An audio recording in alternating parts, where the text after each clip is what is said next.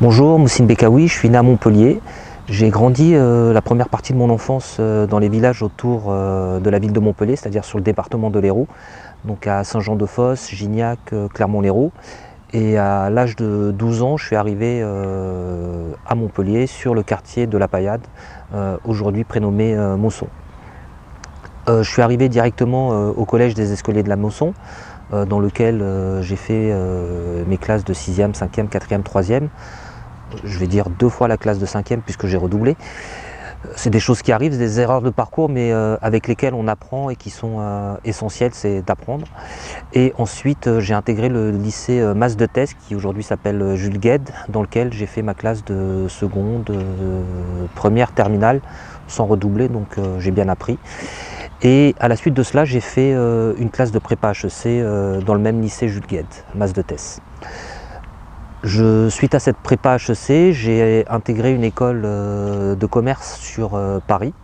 Je n'étais pas destiné à faire cette école ou cette classe de prépa HEC. Ça a été la rencontre de professeurs qui m'ont donné envie et qui m'ont fait découvrir cette voie-là. Donc j'y suis allé à l'aveugle et du coup j'ai continué ce parcours scolaire qui se présentait devant moi.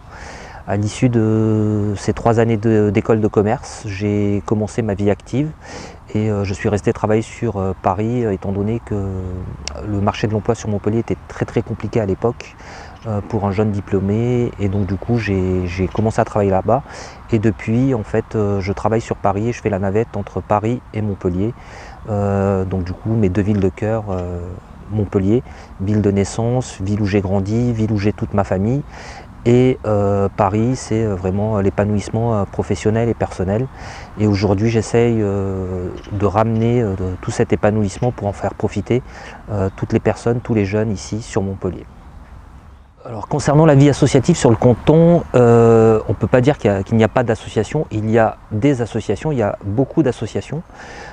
Chacune travaille sur un sujet particulier. Le constat que je fais, c'est que certes il y a des associations, mais l'impact sur les populations des différents quartiers n'est pas à la hauteur du nombre des associations et des moyens mis à disposition et utilisés par ces associations. Ce que je peux faire par comparaison, c'est-à-dire que dans le passé, on avait très peu d'associations dans le quartier, mais il y avait un réel impact de ces associations sur les jeunes. Pour preuve, beaucoup s'en sont sortis, beaucoup ont eu des vocations grâce au travail associatif, grâce à des animateurs et à des gens qui étaient formés, qui connaissaient les jeunes, les parents, les problématiques, qui allaient dans les collèges pour accompagner les enfants, pour essayer de les relancer dans leurs études, etc., de leur ouvrir des voies. Aujourd'hui, on n'est plus sur cette dynamique, et de ce que je constate, c'est qu'aujourd'hui, malheureusement, chaque association travaille pour elle-même, et il n'y a pas de coordination ou de travail global qui est fait pour pouvoir avoir un impact et faire ce travail de coordination. Pour exemple, si je prends un exemple que je connais, puisque je travaille à la fois dans l'associatif sur Paris et sur Montpellier, sur Paris par exemple, chaque association a un secteur d'activité, a un territoire, mais cela ne nous empêche pas de travailler tous ensemble pour répondre à des demandes, pour répondre à des problématiques, pour faire des événements communs, pour partager nos moyens, pour s'entraider, etc. Et l'objectif, c'est de répondre à des urgences et à des besoins. Et ça, on arrive à le faire normalement. Il n'y a pas besoin de faire de réunions, il n'y a pas besoin d'avoir d'écrit pour le faire, ça se fait naturellement. Ici, c'est très compliqué sur Montpellier, puisque, je vais dire le mot, il y a de la concurrence entre associations. Les gens voient les autres associations comme des concurrents, et quand on touche à l'humain, je ne vois pas pourquoi on devrait parler de concurrence, mais au contraire, il faudrait parler plus de solidarité et de convergence pour aller vers un objectif défini. À Paris, chacune fait son travail, c'est-à-dire que par exemple sur le sujet alimentaire, il y en a qui vont s'occuper plus des marottes dédiées au SDF, d'autres qui vont faire plus des colis alimentaires pour des familles, d'autres qui vont s'occuper plus de colis pour des étudiants, donc des populations bien ciblées, des gens qui sont dans une chambre, qui n'ont pas forcément une cuisine, etc. Donc ils n'ont pas les mêmes besoins alimentaires en termes de colis. D'autres, ça va être plus spécialisé sur des petits déjeuners, parce que quand on a faim le matin, le midi, le soir. Et faire des marottes que le soir, les gens ils ont faim aussi le matin. Donc on va se partager le travail comme ça et chacun va venir en aide, que ce soit au niveau ressources matérielles ou ressources humaines pour pouvoir aller partager. Par exemple, quand on fait des collectes alimentaires dans les magasins, il nous arrive souvent aussi de partager notre stock avec d'autres associations et ça se fait naturellement. S'il y a une urgence dans un département ou dans un coin qui est très loin d'une association, etc., on peut très bien appeler une autre association à proximité pour répondre à ce besoin-là. Sur Montpellier, il y a des acteurs qui le font, je ne vais pas dire que ça n'existe pas, il y a des gens qui sont impliqués, qui donnent beaucoup, qui font beaucoup, etc.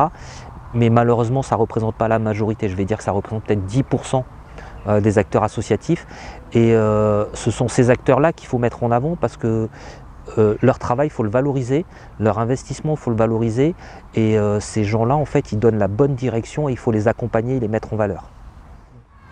Alors, lors du premier confinement, en fait, on a été confronté à des problèmes liés notamment à la précarité alimentaire et à la fracture numérique. Donc le plus important à traiter, c'était dans un premier temps tout le sujet qui concernait la précarité alimentaire. Donc déjà, des gens qui se retrouvaient sans travail, sans ressources et sans moyens pour pouvoir manger ou donner à manger à eux-mêmes et à leur famille. Donc du coup, on a fait appel à nous dans un premier temps pour venir aider certaines personnes. On a commencé avec 4, puis 6, puis 10, puis 15 familles. Et au final, on s'est retrouvé très vite débordé. Pourquoi? Parce qu'on s'est retrouvé à gérer plus de 2000 personnes au bout de 3 semaines. Pour y arriver, ce qui s'est passé, c'est qu'on a réussi à se regrouper entre habitants, c'est-à-dire qu'on a créé un collectif de citoyens. Ce collectif de citoyens, en fait, c'était des gens qui étaient essentiellement composés de jeunes. C'est pour ça que les jeunes sont très importants dans notre société. Il faut investir et il faut croire aux jeunes parce que tout est parti d'eux et sans eux, on n'aurait rien fait. Quand je dis jeunes, c'est de 13 ans jusqu'à 30 ans et en majorité, c'était des personnes qui avaient entre 16 et 25 ans et qui s'investissaient énormément. Donc du coup, ce qu'on a fait, c'est qu'on a créé ce collectif, on a identifié les différents besoins qui étaient présents sur les différents quartiers de la ville de Montpellier, que ce soit La Paillade, Selle-Neuve, Malbosque, Petit Bar, Pergola, Saint-Martin, La Pompignane, Aiglongue, etc. Au début, on travaillait uniquement sur le secteur La Paillade, Petit Bar, Selle-Neuve, et finalement on s'est retrouvé à étendre notre aide. Donc on a réussi à récupérer beaucoup de dons, on a réussi à récupérer de l'argent pour pouvoir faire des colis alimentaires à destination des personnes âgées, des étudiants, des familles sans ressources, des familles monoparentales, et ensuite dans un second temps, on a commencé à aller vers le côté numérique en commençant à faire de la réparation d'ordinateurs, de l'installation d'imprimantes pour pouvoir imprimer les cours, de la mise à disposition d'ordinateurs, de tablettes, de l'installation de connexion internet parce que souvent il y avait des coupures internet, il fallait réinstaller tout le réseau, etc. Et du coup on avait créé un service, un petit pôle informatique. Et cela en fait c'est grâce aux nombreux jeunes qui sont venus s'impliquer, qui demandaient à s'impliquer dans nos initiatives. Et on s'est retrouvé avec plus de 100 personnes en un mois. Et au final, à la fin du premier confinement, on s'est retrouvé à distribuer pour plus de 250 000 € de marchandises. Marchandises qui étaient données par la banque alimentaire, mais également les différents commerçants des différents centres commerciaux, que ce soit sur La Paillade, que ce soit sur Selle-Neuve, Petit Bar, centre-ville de Montpellier, etc., etc. Donc une très belle solidarité possible grâce à la convergence des cœurs de l'ensemble des jeunes et à l'application de règles et de process bien précis pour pouvoir y arriver. Parce que faire une tournée, faire des livraisons de colis alimentaires, ça nécessitait beaucoup de travail en amont pour essayer de travailler avec efficacité et efficience. Alors pourquoi agir ensemble? Déjà, agir c'est le mouvement, c'est la dynamique, et ensemble c'est en commun. En fait, seul on peut faire des choses, mais à plusieurs on peut faire encore plus de choses et plus facilement. Agir ensemble c'est une dynamique citoyenne c'est-à-dire que c'est né d'un regroupement d'un ensemble de personnes du terrain où on a fait énormément d'actions et on était vraiment dans l'opérationnel. En étant dans l'opérationnel, on a essayé de répondre à différentes problématiques, comme je vous ai dit au préalable.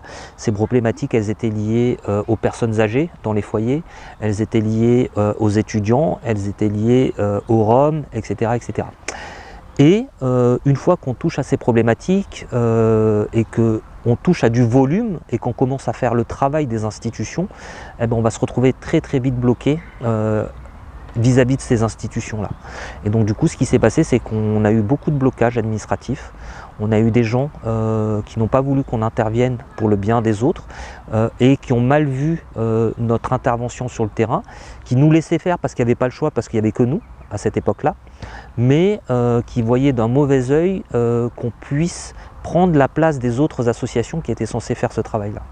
Donc à partir de là, on nous a refusé un certain nombre d'autorisations, ne serait-ce que les autorisations de circuler. Depuis le premier jour du confinement jusqu'au dernier jour du confinement, on circulait sans autorisation, c'est-à-dire que la préfecture n'a pas voulu nous donner ces autorisations-là, alors qu'on a fait la demande à la déléguée du préfet de notre canton qui a refusé, elle n'a pas voulu. Malgré les différents écrits, on n'a jamais reçu de réponse. Ensuite, quand on a voulu commencer à préparer des repas chauds et des repas froids en passant par des traiteurs et des restaurants pour respecter la chaîne du froid et toutes les conditions d'hygiène et la loi, pareil, on nous a mis des blocages, on nous a envoyé des contrôles, on nous a mis des bâtons dans les roues pour agir. Et du coup, ce qui s'est passé, c'est qu'on a été obligé de faire tout ça clandestinement pour répondre à une urgence. Mais on a fait et tout s'est bien passé. Au bout d'un moment, le confinement finit, tout le monde commence à revenir sur le terrain et là, on a commencé à être matraqué de plus en plus.